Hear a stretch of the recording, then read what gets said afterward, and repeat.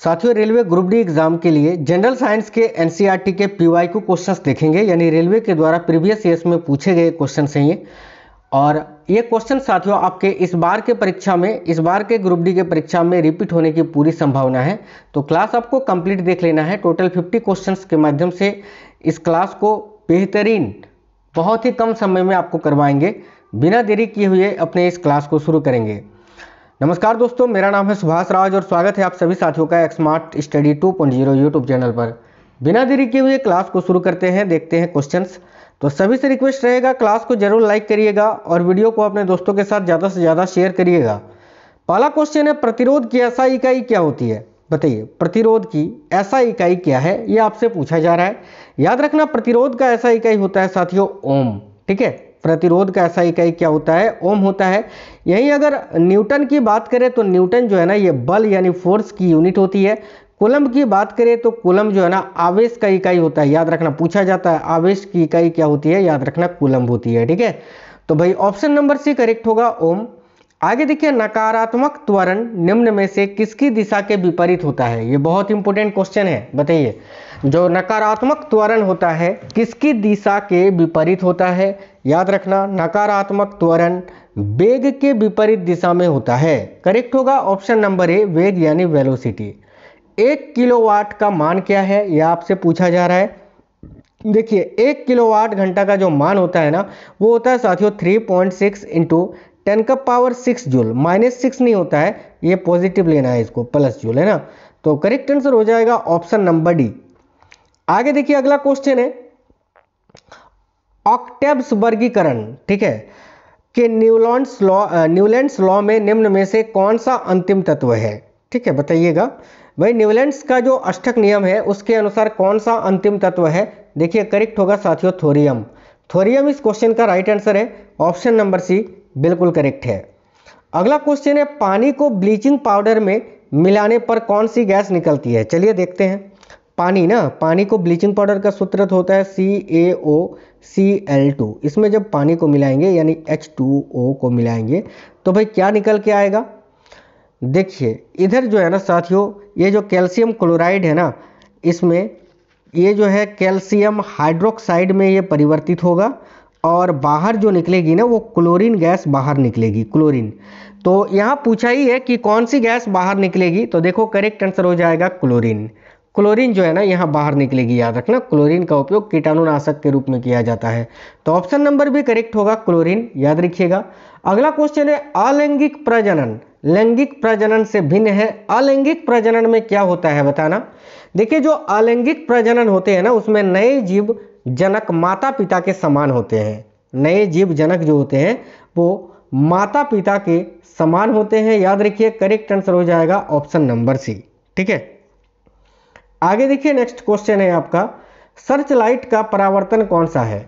बताइए, search light का परावर्तक कौन सा होता है? सर्च लाइट में कौन सा दर्पण होता है? बेसिकली यही आपको बताना है।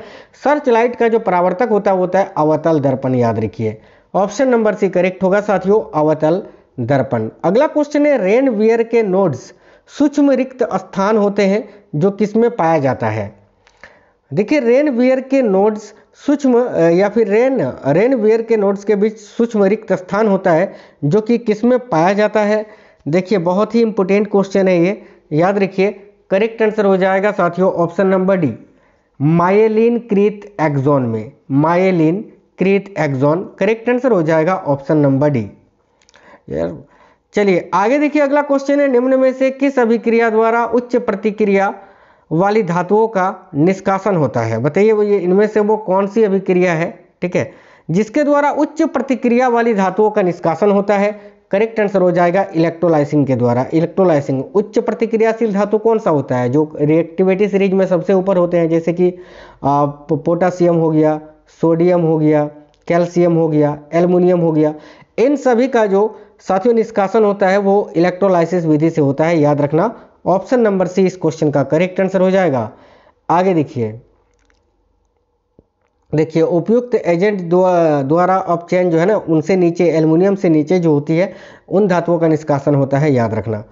और यहाँ पर पूछा है उच्च प्रतिक्रियाशील धातु, जैसे कि मैंने बताया पोटासियम, सोडियम, कैल्शियम, इसके अलावा जो है आपका एल्युमिनियम, इनका जो निष्कासन होता है वो इलेक्ट्रोलाइसिस या विद्युत अपघटन हम जिसको बोलते हैं विधि से होता है। अगला क्वेश्चन है, जब एक परिपथ में कई प्रतिरोध श्रृंखला में जुड़े होते हैं तो करंट का मान कैसा होता है। जब एक परिपथ में कई प्रतिरोध श्रृंखला यानी सीरीज में जुड़े होते हैं तो करंट का मान आपसे पूछा है कैसा होता है, बताइए। सीरीज में पूछा है, सीरीज में, तो भाई पैरेलल में नहीं, सीरीज में पूछा है तो क्या होता है, एक ही रहता है ना भाई, समान रहता है। जब एक परिपथ में कई प्रतिरोध श्रृंखला में जुड़े होते हैं, ठीक है, तो करंट का मान एक ही होता है। आगे देखिए, एक उत्तल दर्पण जिसकी फोकस लंबाई f है, इसको जो है ना एक द्रव जिसका मान जो है यहाँ दिया हुआ है 4/3 में डुबोया जाता है, तो द्रव में दर्पण की फोकस लंबाई क्या होगी। सिंपल सा क्वेश्चन है, बताइए क्या आंसर होगा। देखिए, द्रव में डुबाने से दर्पण के आकार या वक्रता त्रिज्या में कोई भी परिवर्तन नहीं होता है, याद रखना। इसीलिए उत्तल दर्पण की फोकस दूरी द्रव में उतनी ही रहती है जितनी की हवा में। तो हवा में कितना था, देखिए f था, तो यहाँ पर जो है ना साथियों द्रव में भी f ही रहेगा। ऑप्शन नंबर बी इस क्वेश्चन का करेक्ट आंसर हो जाएगा, याद रखिएगा। इस पॉइंट को याद रखना कि द्रव में डुबाने से दर्पण के आकार या वक्रता त्रिज्या में कोई भी परिवर्तन नहीं होता, इसीलिए उत्तल दर्पण की फोकस दूरी जो है द्रव में उतनी ही रहती है जितनी की हवा में। संवेग को किसके गुणनफल के रूप में व्यक्त किया जाता है। देखिए, संवेग जो होता है ना, ये किसका गुणनफल होता है, ये आपसे पूछा जा रहा है। तो साथियों संवेग को P से डिनोट करते हैं। संवेग बराबर होता है m × v।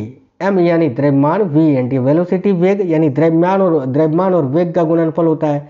याद रखना, संवेग की SI इकाई अगर आपसे पूछे तो होता है kg × मीटर प्रति सेकंड, ठीक है। आगे देखिए, अगला क्वेश्चन है आपका, वे पौधे जिनमें पौधे के विभिन्न भाग उपस्थित नहीं होते वे किस समूह से संबंधित है। काफी अच्छा क्वेश्चन है। तो वे पौधे जिनमें पौधे के विभिन्न भाग उपस्थित नहीं होते हैं उनको थैलोफाइटा समूह में रखा गया है। Thallophyta, option number D correct होगा, थैलोफाइटा। निम्न में से कौन सा अम्ल है जो लाल चींटियों में उपस्थित होता है। तो लाल चींटियों में पाया जाने वाला जो अम्ल है वो है फार्मिक अम्ल। ऑप्शन नंबर ए यहाँ करेक्ट आंसर हो जाएगा, याद रखिएगा। फार्मिक अम्ल इस क्वेश्चन के लिए आपका करेक्ट है। चाय में टैनिक अम्ल होता है आपका, इसके अलावा मैलिक एसिड सेब में पाया जाता है। ऑक्जेलिक अम्ल जो है आपका टमाटर में पाया जाता है। नेक्स्ट है, एक परमाणु में न्यूट्रॉनों की संख्या किसके बराबर होती है। न्यूट्रॉनों की संख्या बताइए। तो एक परमाणु में न्यूट्रॉनों की संख्या जो होती है ना, वो द्रव्यमान संख्या माइनस परमाणु संख्या से हम निकाल सकते हैं। यानी जितनी द्रव्यमान संख्या होगा उसको परमाणु संख्या से जब हम घटा देंगे, यानी प्रोटॉन की संख्या से घटा देंगे, तो हमें न्यूट्रॉनों की संख्या मिलेगी। तो ऑप्शन नंबर डी इस हिसाब से इस क्वेश्चन का करेक्ट आंसर होगा, याद रखिए। नेक्स्ट है, निम्न में से कौन सी धातु है जो केरोसिन तेल में संग्रहित होती है। सिंपल सी बात है, जो ज़्यादा रिएक्टिव होते हैं उसमें से सोडियम जो है ना, सोडियम पोटासियम, ये खास तौर पे ज़्यादातर रिएक्टिव होते हैं जिसको केरोसिन में डुबो के रखा जाता है। अगला क्वेश्चन है, 20 सेंटीमीटर की वक्रता त्रिज्या वाले एक अवतल दर्पण की फोकस दूरी क्या होगी।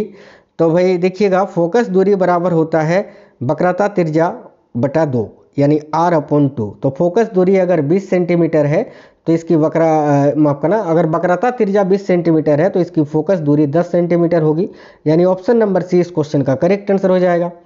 आगे देखिए, 5 मीटर प्रति सेकंड की गति से गतिशील 22 kg वजन वाली वस्तु की गतिज ऊर्जा कितनी होगी। तो गतिज ऊर्जा का सूत्र होता है 1/2 माफ करना 1/2 mv², ठीक है। यानी हाफ m यानी द्रव्यमान कितना दिया हुआ है 22 kg, v² यानी गति कितना है यहाँ पर 5 मीटर पर सेकंड। 5 का स्क्वायर करेंगे तो 25 आएगा, इसको जब हम सॉल्व करेंगे तो 11 आएगा, और 25 को 11 से जब हम गुना करेंगे तो कितना आएगा 275 जूल। यही आपका आंसर होगा, ऑप्शन नंबर ए, ठीक है। आगे देखिए, नेक्स्ट है, यदि आप एक दर्पण में देखते हैं और पाते हैं कि प्रतिबिंब आपसे छोटा है तो दर्पण किस प्रकार का होगा। सिंपल सा क्वेश्चन है, उत्तल दर्पण होगा।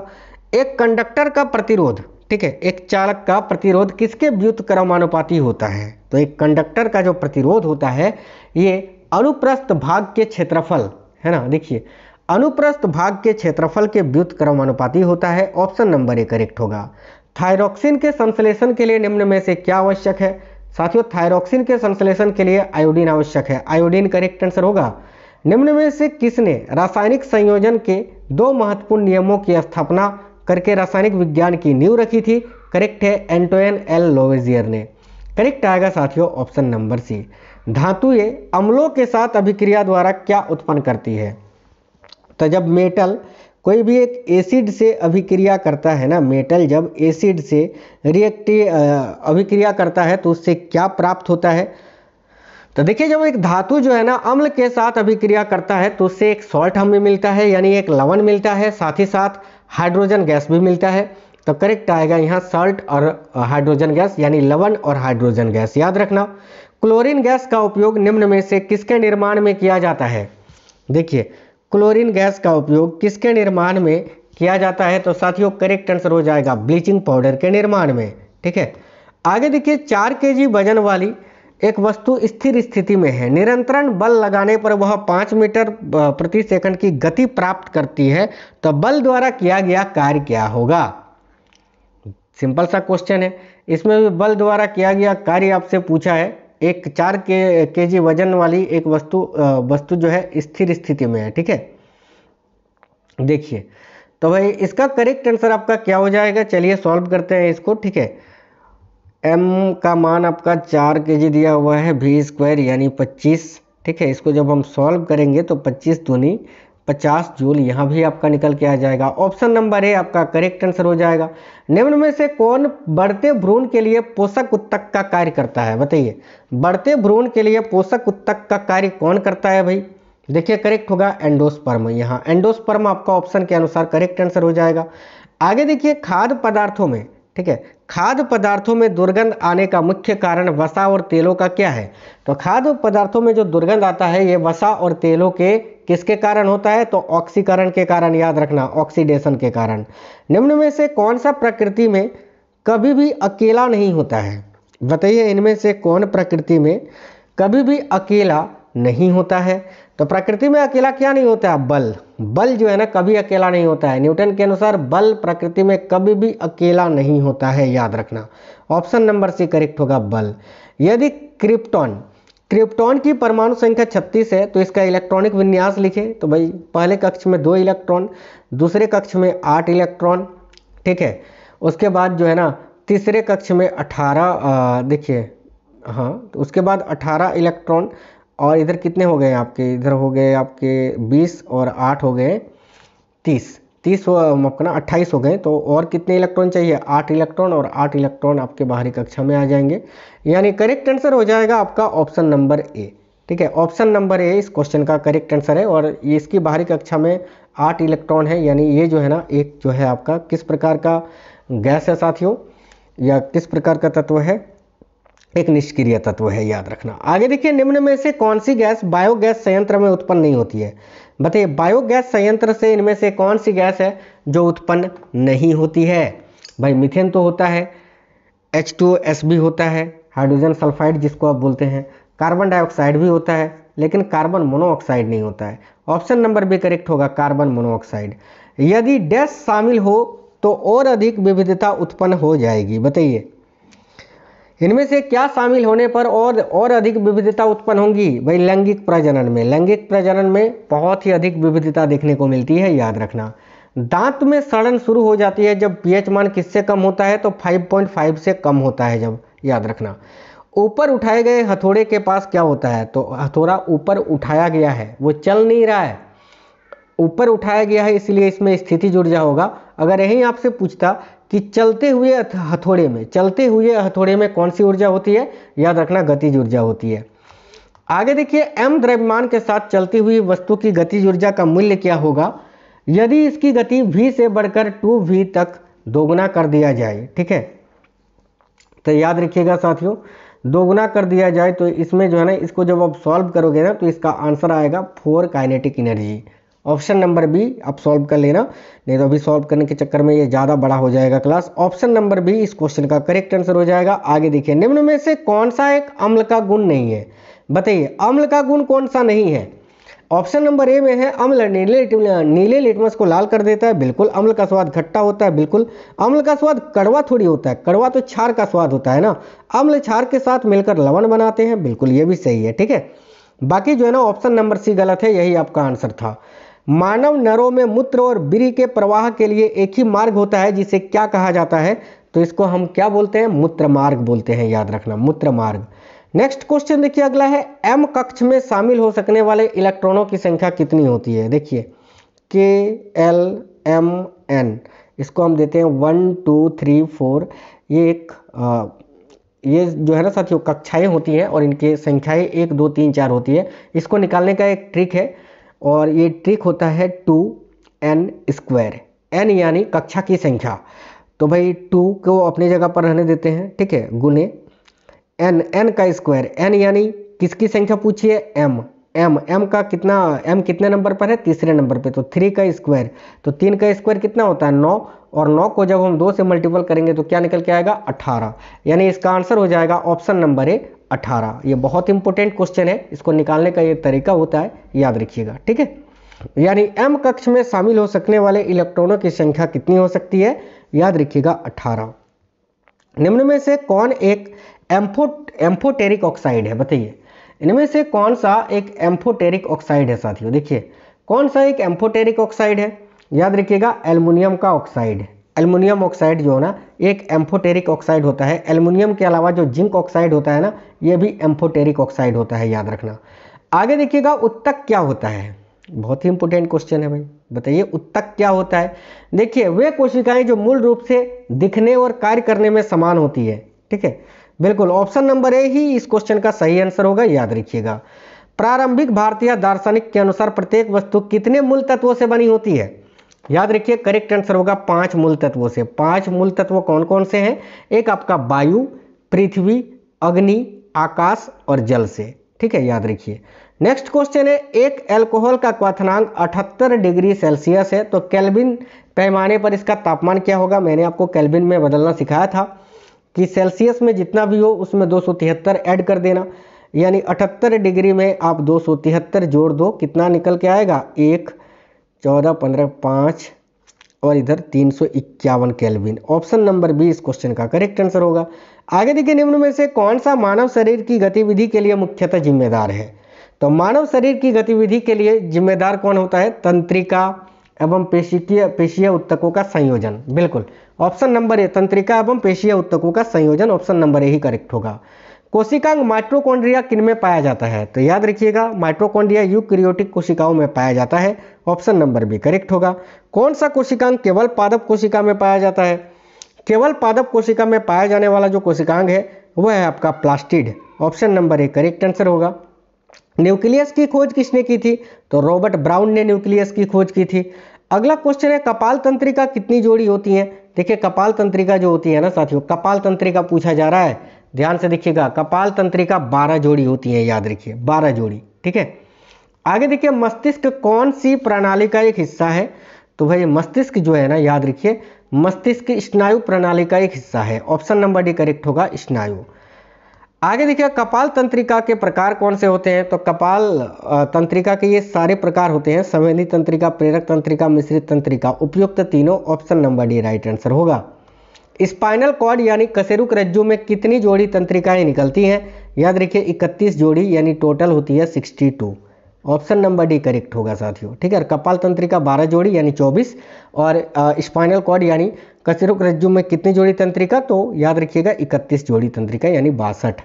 निम्न में से किसमें तंत्रिका तंत्र नहीं पाया जाता है, तो तंत्रिका तंत्र किसमें, जोंक में, घोंघा में, टेपवर्म में, अमीबा में नहीं पाया जाता है। देखो option number B correct answer हो जाएगा अमीबा।